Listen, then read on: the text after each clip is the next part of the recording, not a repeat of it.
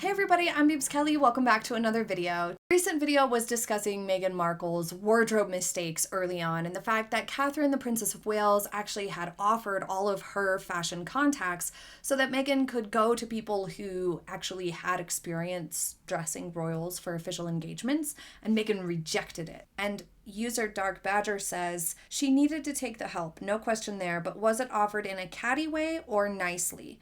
I doubt anyone here knows, but it's a valid question, and it is. But you have to imagine, why would it be offered in a catty way at all? And how could it be taken as catty?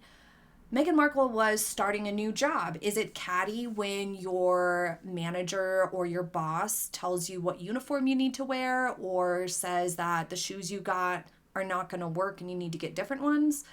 I don't think so. Or when a fellow employee gives you a heads up that a certain store sells what you need, it's all helpful. And Meghan Markle was joining a new job by her own choice. She chose to be a working royal. So if she hadn't and was just like hanging out with Harry at certain family events, like for example, attending alongside him to things like Easter service, the way we see Zara and Mike Tyndall do. They're not working royals, so they're not attending all the events in an official capacity. They're attending certain events like Easter or Christmas events as a member of the family, just as a family member.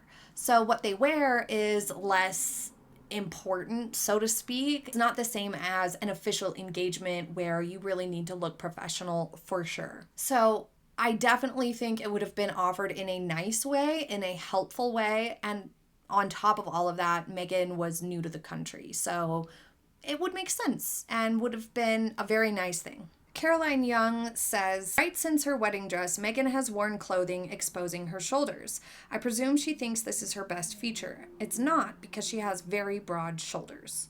This is true that she has broad shoulders. Now, for some people, they might be self-conscious of having rounded shoulders or very narrow shoulders or chubby upper arms. A lot of people have insecurities around those areas. So I could totally see somebody who has more toned or thin shoulders and upper arms, the way Meghan Markle does. There's no denying that her upper arms and shoulders are pretty toned, at least at this particular stage. So I could see somebody finding that to be a source of confidence or just an area that they're comfortable with drawing attention to. Given that she doesn't have a very well-defined waist, I could also see her thinking, let's draw the eye up here instead. The problem is that a lot of her outfits do create a focal point of the waist area, and she has exposed shoulders sometimes, so then it's like competing, or it's not giving any sort of a focal point that's just truly flattering. When it comes to exposing the shoulders, it's not just exposed shoulders that creates an unflattering silhouette. It's the times where she exposes her shoulders and it creates a widening effect. So for example, boat necks oftentimes do create a widening effect up here. Certain sleeveless looks like halter necks, for example, do create a widening effect up here. Whereas a sleeveless dress that still has a wide strap of fabric across here and a V-neck or a cowl neck would not widen the shoulder line in the same way. Like for example, this yellow dress or this white dress of hers, they do not widen the shoulder line but still have exposed upper arm areas. So there are ways to balance it, and it's not necessarily that the shoulders themselves are her worst feature or not a good feature. It's not necessarily that. It's just that she does have broader shoulders and would benefit balancing them at least some of the time. Alana gave an interesting perspective on the polo event video. Meghan, despite her claims, has very little time for other women. Pretty, accomplished, or better educated women get pushed out of her way in case they steal her spotlight. It's so juvenile and petty, and it makes this 40-something woman look anything but confident or successful. I can't believe that with all her staff and advisors, nobody has told her this. Well, that is a trend that we have seen, and it reminds me of how she reacted to Catherine, the Princess of Wales.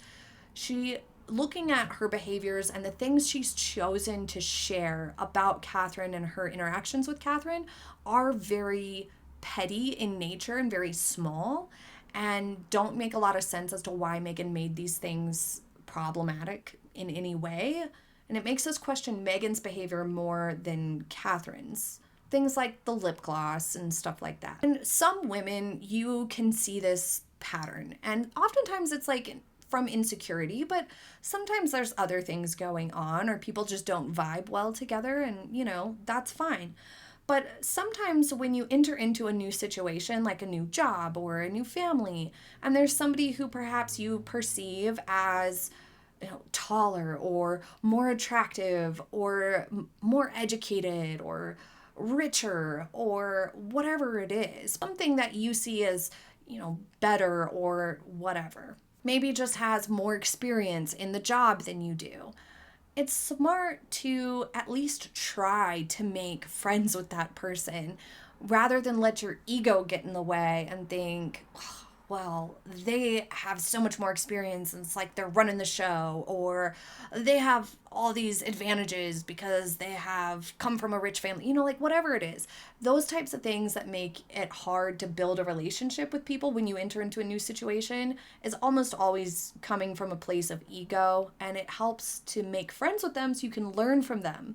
And in the situation of Catherine and Meghan, if Meghan would have made efforts to try to build a bond with Catherine and reach out to Catherine, be supportive of Catherine, and make friends, then I can't think of anybody it would have been better for Meghan to have in her corner than Catherine.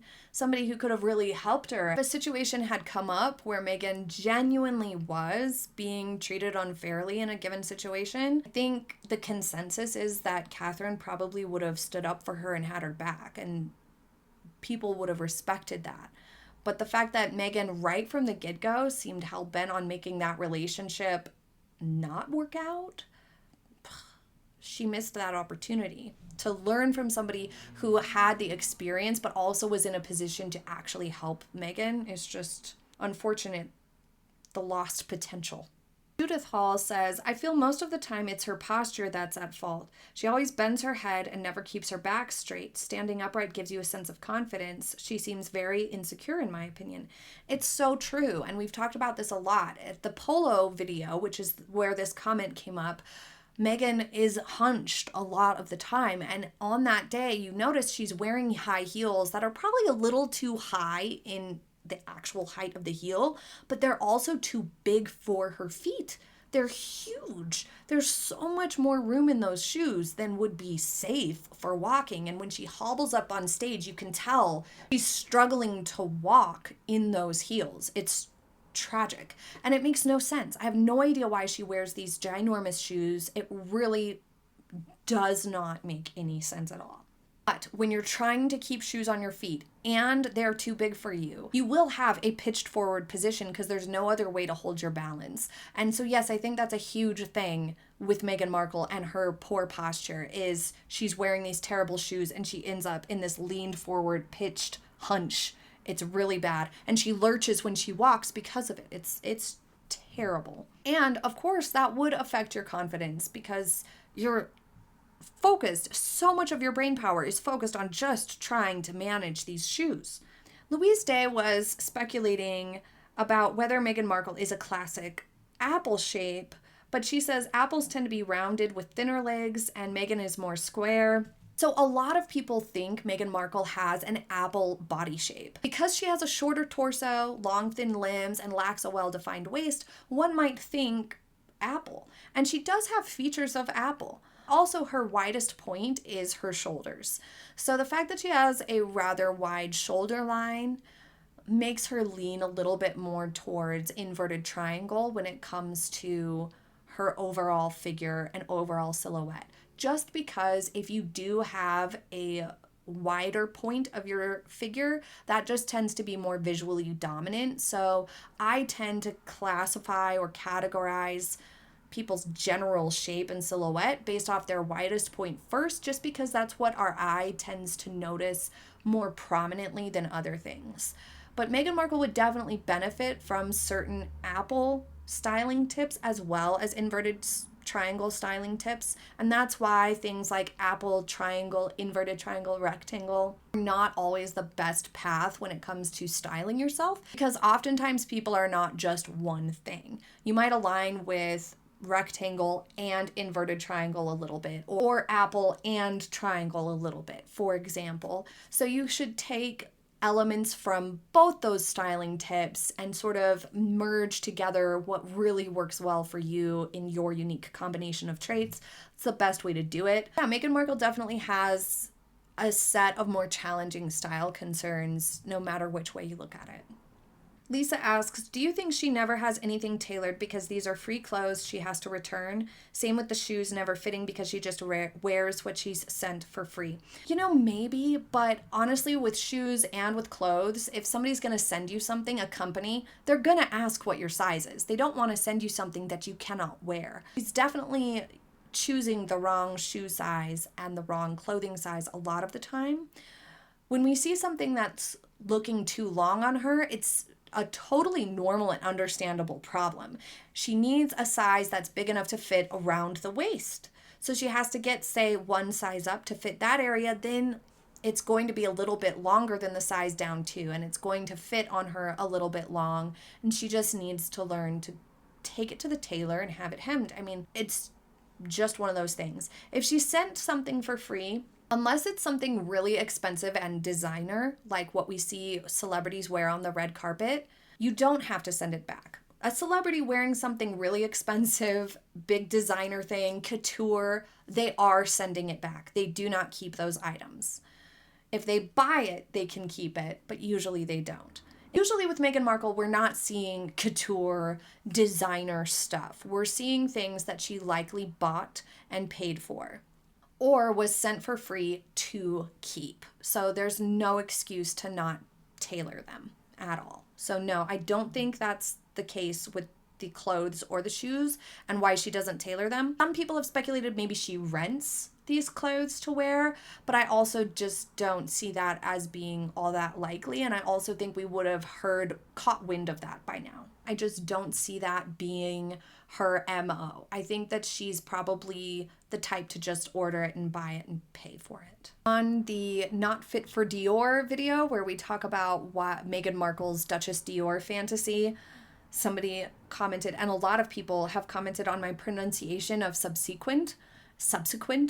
I know the standard pronunciation is subsequent, but my math teacher and the place where I started using this word, it was subsequent in calculus. So I do often say subsequent rather than subsequent, just by accident. Username The Songbird asked, what's my opinion on tattoos?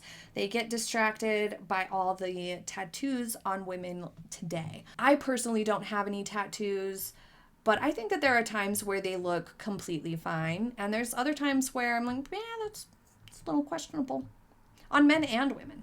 Kat's perspective on Meghan is quite interesting here. I feel like I could write a book about my feeling on this whole situation. I feel like Catherine married for the right reasons, and it shows. She didn't go into the royal family to divide and conquer. Rather, she has been the most wonderful woman, mother, and wife as one could hope for. And to say that she is absolutely elegant isn't even enough. She's a perfect princess who has happily chosen her life, and again for the right reasons. I think everyone feels close to her and really admires her. I agree completely. Catherine is very, very genuine and authentic, and it really shines through. And the way that that happens is by not trying, by just doing you. And that's that huge, stark contrast that we see with Meghan Markle, where she's giving off the vibes that she's acting or pretending, or this is what she thinks she should be doing or saying. And the fact that so many people pick up on that shows that that is truly how she's coming across, and likely how she actually is. She actually is pretending, and it's not genuine and authentic, because if it were, it would shine through. On the Wedding Wars video, Lorene Carter commented, look at the moment Harry is saying his vows. Watch Charles's face. They were supposed to say Henry and Rachel, their lawful names. It was something Queen Elizabeth II was very adamant about, but they did the old switcheroo at the last moment. That is so true. And I remember reading about that Queen Elizabeth insisted Meghan use her birth name and Harry use his. So it was meant to be Rachel and Henry. And the fact that they used Meghan and Harry even caused headlines that perhaps the wedding vows and the marriage itself was unlawful because they didn't use the names that are on their birth certificates. And that for legal reasons, it could have very much been problematic and an issue. For all we know, they had to do it again a second time behind the scenes for the Archbishop to be able to sign off on the whole thing. It's just yet another example of Harry and Meghan disrespecting the traditions, laws, and the wishes of the Queen. This person speculates that Harry married her out of spite and now he's stuck. His family didn't approve. She was older, divorced, and had the hots for his brother. Thought she was going to rule England. Thought she was going to be a movie star and was a gold digger. Harry married her anyway. There is a little bit of that vibe. I totally understand where that thought process comes from people, that Harry kind of was frustrated with things. He felt like a third wheel with Catherine and William. He felt a little bit like he didn't have a good solid direction. He had not yet found a partner he was happy with and wanted to marry. And for whatever reason, he saw in Meghan the potential to be able to really kind of do what he wanted a little bit more. Perhaps there were some motivations to do things differently, or really what I think initially happened based on the engagement interviews. If you missed our analysis on the engagement interviews, I'll link it for you. Harry really genuinely came across as somebody who thought this was going to work out really, really well. And I think that Meghan sold him on the idea that she would be perfect and actual competition to Catherine. And what I mean is that Harry thought he was getting somebody who could do just as good a job as Catherine, and for him would be something where he and Meghan and Catherine and William would then have more equal footing, equal popularity, equal opportunities. The public would have equal admiration. And the competitive side of Harry maybe was excited about that idea, that perhaps he and Meghan could get higher popularity than William and Catherine, who knows? But I definitely think at the very least, he thought that they would be on par with each other and both be really good wives doing good jobs. And he had this genuine excitement about him in the engagement interview that this was going to be really, really great and work out really, really well. And then I think that it all kind of started to crumble. And I think that a lot of it was a false impression that Meghan had given Harry, which is sad if you think about it from that perspective, even though Harry clearly has done a lot of not nice things. Username Country Girl says, it takes a skill to get Canada to turn on you. They're all nice and easygoing. Here in the USA, not so much. The South a little bit more, but I'm Southern and we thank the universe she likes California. This woman has turned pretty much the whole world against her in a short period of time, and she's not a world leader. She wasn't elected. She didn't accomplish anything spectacular other than marrying Harry, which ain't all that grand. So it's 100% her. We all know it. She knows it. She has a higher turnover rate on employees than Walmart. How sad is that? Her friends are rated in the before and after, which means they were discarded. The amount of people that Meghan Markle has gotten to turn on her and not like her is astronomical. And over time, it makes it all the more clear that the common denominator is the Meg. This user is absolutely correct. Harry and Meghan are guilty of the exact offenses that they claim have been committed against them. All that unrelenting hate against the royal family, and based on falsehoods too, the callous disregard of Meghan's father, and the absence of commitment to philanthropy, off-putting. It's true. Exactly. And this is a tactic that manipulative people or toxic people use all the time.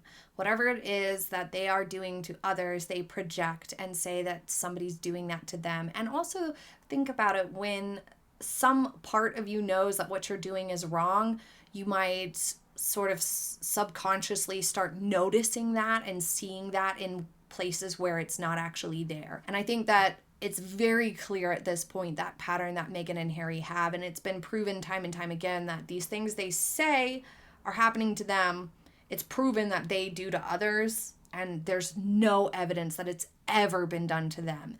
And I think about this a lot with this whole thing of Harry continuing to insist that Meghan needs an apology and that the royal family know what they did. I really don't think they do. I really don't think anybody knows what it is that Harry thinks has been done to Meghan that's so bad.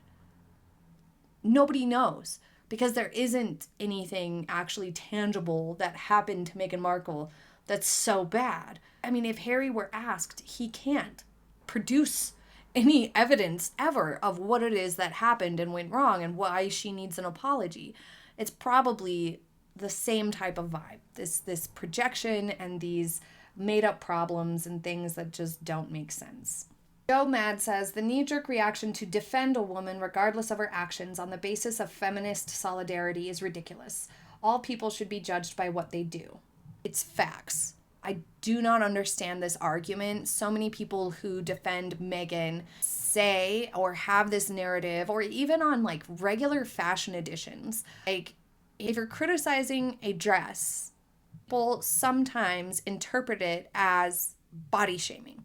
It has absolutely nothing to do with the person's body shaming, or themselves as a person at all, and everything to do with the garment and the clothing and the style and the design itself. And some designs are going to look better on somebody than other designs. It's just a fact. And the comments are often women tearing down other women, like Meghan said at South by Southwest. It's women saying bad things about other women. Not necessarily. It's people saying something critical about another person's questionable behavior or choice. To ignore everything an individual has done and said and just defend them because of something like the fact that they're a woman makes no sense. And it reduces them down to just the fact that they're a woman, which in some ways is actually taking away from them as a person altogether. If you're reduced to just your gender, just your race, just your age, then nothing else about you matters. Nothing, your actions are not more important than that. It makes no sense and is completely backwards. It's kind of reminiscent of, or the same type of vibe as saying you can't do something just because you're a woman, to say you can't be criticized for anything or nothing else matters except the fact that you're a woman. And just because you're a woman, you should be defended no matter what. So I completely agree with you. Mary Catty has a great take on metallic fabrics in this fashion edition here. Gold fabric is very much on the same scale as velvet. Both fabrics look so elegant and lush, however, neither can handle a lot of seams. Not good structural or laying good against the body. Just keep it simple, the fabric will shine by itself. No shiny metallic, pun intended.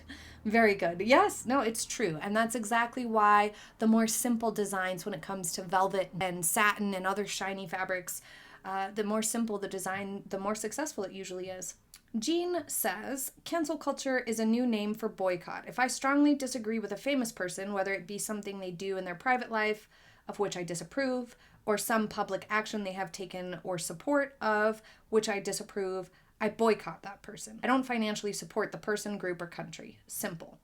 Okay, fair. I understand boycott and cancel culture, same type of vibe, and the whole vibe of vote with your wallet and those sorts of things. I get that and I respect that. At the same time, I think sometimes people forget that all people, whether they're somebody we know personally or somebody we don't know, like a writer, a musician, an actor, politician, public figure, a Meghan, there's going to be issues that you agree with them on and issues that you don't. And so, for example, you might have in common animal rights and conservationism with somebody who you also completely disagree with on moral issues or other political issues. You're never going to agree with 100% of issues, even with your best of friends or your partner or your children or whatever. You're going to have issues and topics that you disagree on. Doesn't always make sense to completely boycott people based on not agreeing with them on certain issues or views. Certain behaviors, like actual actions somebody has taken and done, I think is a little bit different than views and opinions that somebody may have. And I think that's part of the problem with like political conversations these days. They're also black and white when really they're people's opinions and views. All so super tribal, we forget about the things that people in general maybe agree on, or it makes it harder to see the areas where people agree, perhaps, and makes it harder to come to the middle to find common ground. But regardless, I do think when it comes to like celebrities and public figures, that boycotting them because of certain views, like one or two views not agreeing with them, doesn't always make sense. Because you would then be boycotting literally everybody. 100% of celebrities, there will be at least a couple of issues that you do not share their views on. Guaranteed. This user also has a really good point on a similar topic. Half the population are women, but yes, definitely, if a woman gets heat, it must be because she is a woman. Yes, that's the same sentiment of, people breaking down criticisms the way Meghan did at South by Southwest to just because she's a woman, it makes it unacceptable is just so basic and too simplistic for these sorts of things, and just kind of ignoring everything else. You can't absolve yourself of responsibility. Like, sorry, I was speeding, officer. I am but a lady. It doesn't work like that in the real world. Aaron says, it all started when she was in Canada and Meghan complained to Harry, who released his media is racist press warning to stop the harassment. Little did Harry know or understand that Meghan was calling the press regularly so they'd get a photo of her walking the streets and parking lots, or when she called the police multiple times to complain about stalkers, the police investigated and found out the complaints were false. Yes, that's true. Meghan Markle, before she even got engaged to Prince Harry, was manipulating his perception of how she was being treated and the media. And she was able to successfully do that when she lived in Canada and he lived in the UK, because he wasn't there to firsthand see it. So she did all these things to try to make it seem like she was having such a hard time. And there is zero evidence of it anywhere. It's really intense and almost sinister to think back to and see this sort of almost like grooming, although that seems like a really harsh and intense word to use, that she did to try to create this almost like paranoia around the press when it comes to Harry and her. At the same time, perhaps she's just one of those over-the-top, highly dramatic types who's very self-centered and wanted to make things seem that way and blows things out of proportion all the time because she, as we know, had a sort of fixation on Diana. She had a big interest in Diana and studied Diana, according to people who knew her growing up. So when she was dating Harry, perhaps she was sort of like in this weird, exaggerated perspective where she viewed things so much differently and it wasn't really in touch with reality and, was exaggerating things, which she still exaggerates things all the time. I don't know. What do you guys think? It's super odd. The whole situation is bizarre.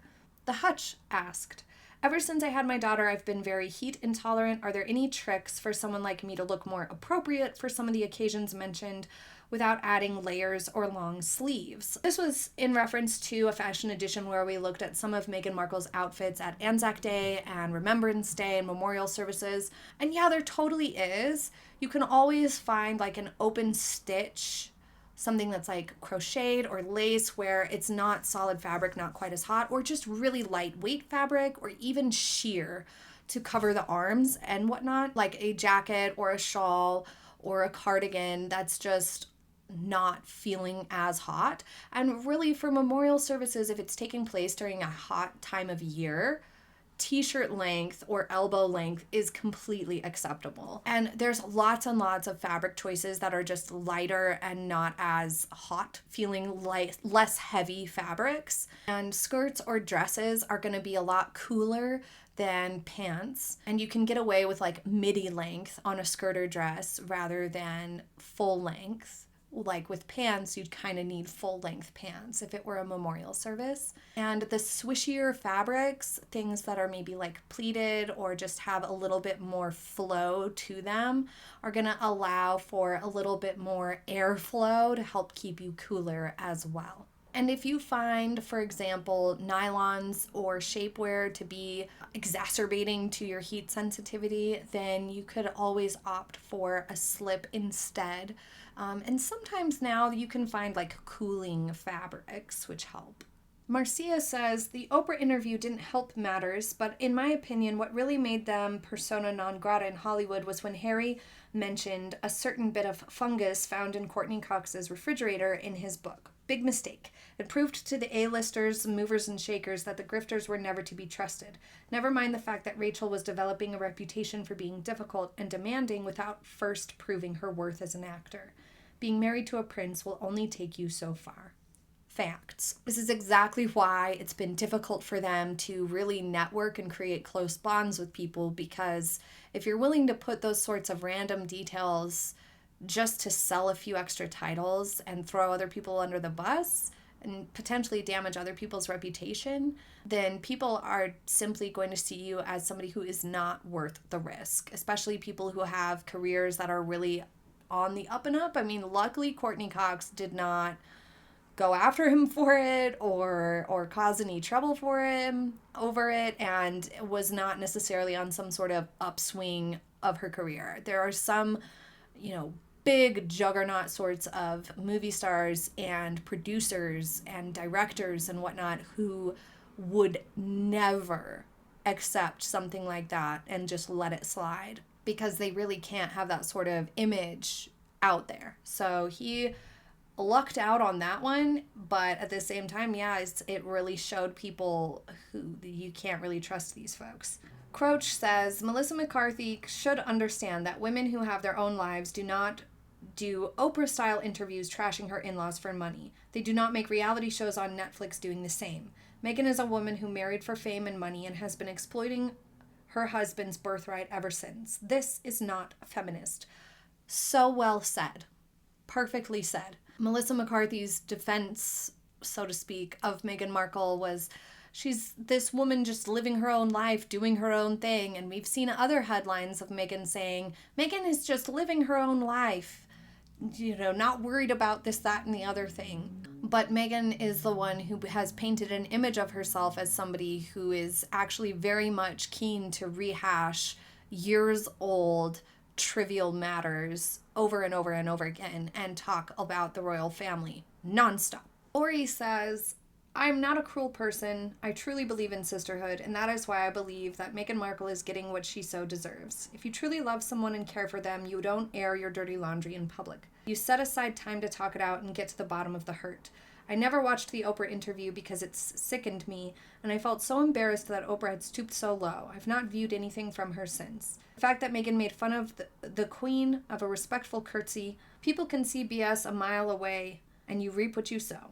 Yeah, a lot of people who like Melissa McCarthy don't understand what the problem is or why people don't like Meghan, or people who defend Meghan Markle, oftentimes they just don't know the whole backstory. And that's why I say a lot of the times when they do get a little bit of a surge in their popularity or viewership, or they have like new people who are watching their stuff, it's really short-lived. As soon as they go back a few years, people are pretty universally like, whoa, that's not acceptable to go on TV like that on the world stage and lie, like straight up lie about things is very, very shady. And especially lying about family members, most people find that to be kind of a hard pass. Scott says, I find myself consuming less and less Harkle content. They've become boring and repetitive, and I really don't see a massive train wreck or comeuppance on the horizon.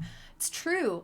A lot of people get discouraged and just kind of have started to feel indifferent and roll their eyes when it comes to Harry and Meghan. And it's because it's that same sort of feeling of if they're never going to have any sort of consequence, if there's never going to be any sort of comeuppance, as this user wrote, then what is the point? There's no reason to be outraged by it, and it's annoying. It just becomes annoying noise. And so I think that's why a lot of people go back to talking about the titles and wanting the titles to be taken away, because that is kind of the one thing that could be a consequence for Harry and Meghan.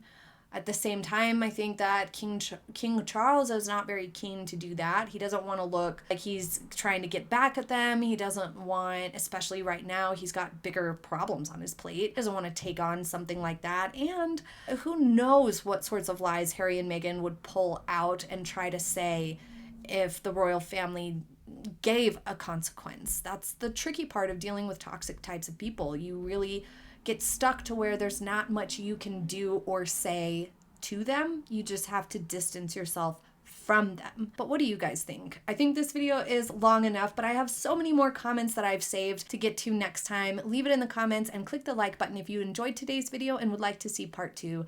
Thank you so much for joining me. I cannot wait to read your comments below, and I hope you have a happy day ahead. Bye!